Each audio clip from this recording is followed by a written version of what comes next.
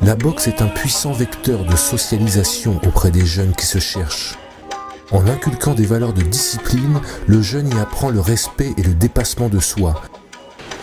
Dirigé par l'entraîneur, véritable père ou mère de substitution. La boxe, par son côté brut, s'adresse particulièrement à des jeunes en confrontation avec la violence. Elle met d'abord des mots techniques sur les coups, leur intensité, puis leur raison d'être. Elle permet d'expérimenter la violence dans un cadre réglementé. Le combat devient alors un nouvel espace de liberté, au sein duquel le jeune s'exprime et reçoit les fruits de ses efforts.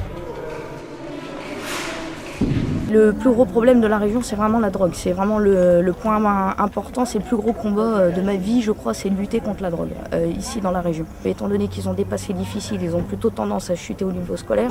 Donc par la boxe, c'est un très bon moyen de détermination, parce que la boxe, il faut quand même se battre.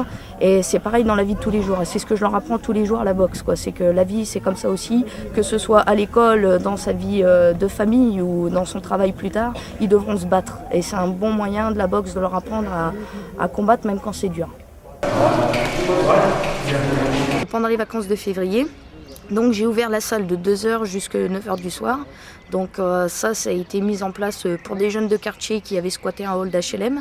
Généralement en période de scolaire, il n'y a pas de problème avec ces jeunes-là. C'est vraiment pendant la période de vacances, étant donné qu'ils n'ont pas de maison de quartier, ils squattent le hall. S'il pleut dehors, ils vont squatter le hall, quoi. Et c'est un moyen aussi de ne pas traîner les rues, parce que quand ils sont à ma salle le soir, ils ne sont pas en train de faire des conneries dans les rues. C'est pour ça que j'ai fait un cours tous les jours.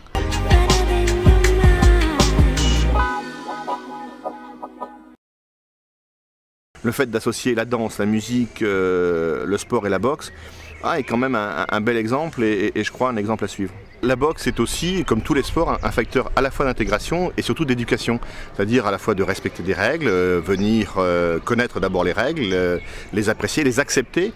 Et puis un facteur d'éducation parce que c'est aussi l'occasion de rencontrer les autres et de se dire que bien évidemment on joue dans tous les sports pour gagner, mais on doit aussi apprendre à perdre. On doit aussi s'élever, travailler avec les autres et on se rend compte aussi que même si c'est un sport individuel, la boxe c'est aussi appartenir à une même équipe. Et ce qui est fait aujourd'hui par Vanessa montre qu'on dépasse le simple cadre du ring, qu'au-delà des cordes, on retrouve les garçons, les filles et on les accompagne sur un certain nombre de projets individuels ou collectifs. Et là, j'ai demandé au comité départemental de boxe de déposer un dossier au niveau du Conseil général de l'Aisne. Le Conseil général de l'Aisne a accepté de financer 50% du ring et la ville mettra les 50% qui restent. C'est-à-dire que c'est un effort là aussi partagé. Le comité départemental, le club local, le Conseil général et la ville. Voilà, il y a les 3 coups, c'est pas 3 heures après, il est sur les têtes.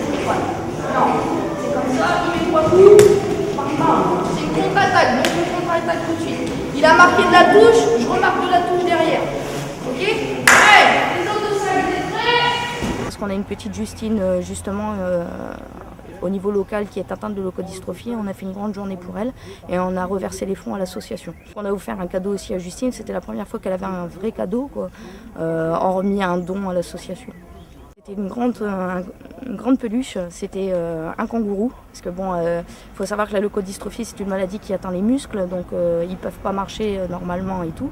Donc on lui avait acheté une grande peluche, c'était un kangourou. Il y avait aussi une petite poupée de chiffon, puisque c'est les seules choses qu'elle peut vraiment manipuler ou contempler dans sa chambre. Et on lui a offert aussi des grandes feuilles carton. Et tous les jeunes de l'association ont écrit des petits mots avec des petits dessins pour la soutenir, quoi.